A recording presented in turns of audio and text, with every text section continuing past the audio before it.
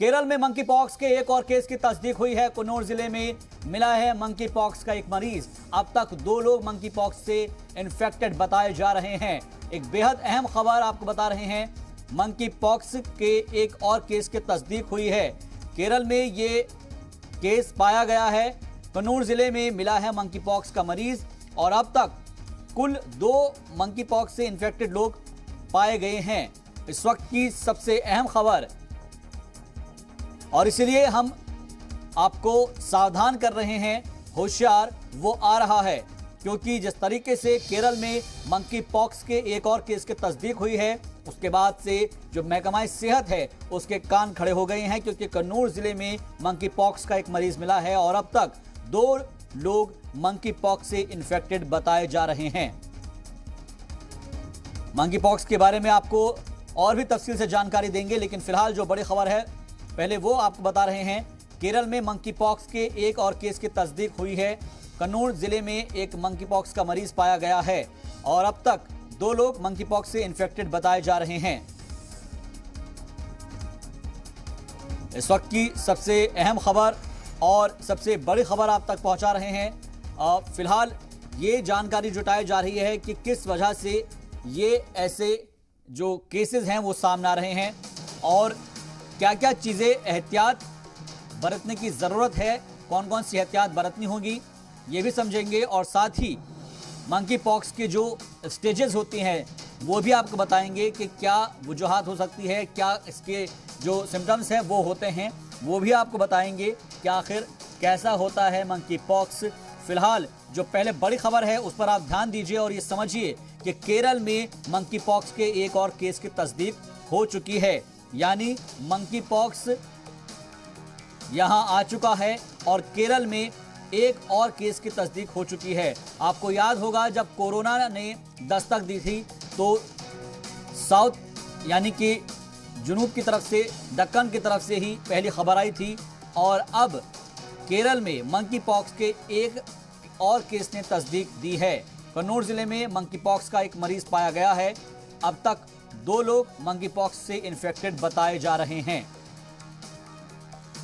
तो बेहद होशियार रहना है, सजग रहना है, सावधान रहना है, क्योंकि ये जो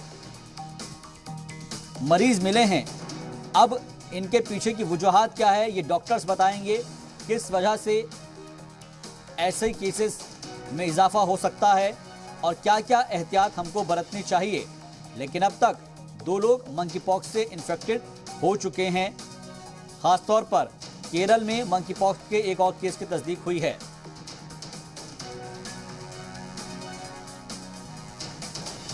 कन्नौज जिले में मिला है मंकी पॉक्स का यह मरीज। अब तक 2 लोग मंकी पॉक्स से इन्फेक्टेड बताए जा रहे हैं। इसके अलावा यह भी समझना होगा कि मंकी पॉक्स के जो स्टेजेस हैं वो कैसे कैसे शुरू होता है, क्या क्या सिम्टम्स होते हैं उसके, ये भी समझेंगे।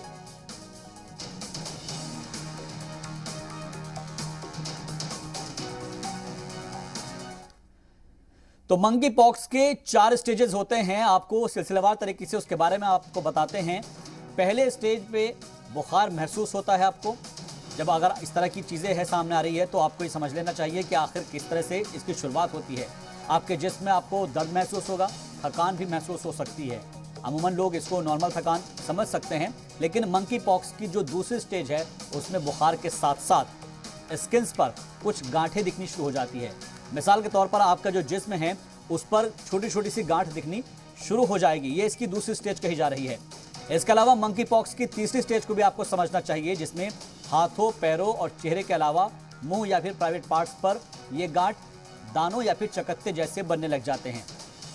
तो आपको ये समझना होगा कि जो इसकी स्टेजेस है ये किस तरीके से आगे बढ़ती है, और अगर आपको ये लगता है कि आपके आसपास कहीं ऐसी चीज़ें हो रही है या हो सकती है तो आपको फ़ौरन अपने डॉक्टर से कंसल्ट करना चाहिए।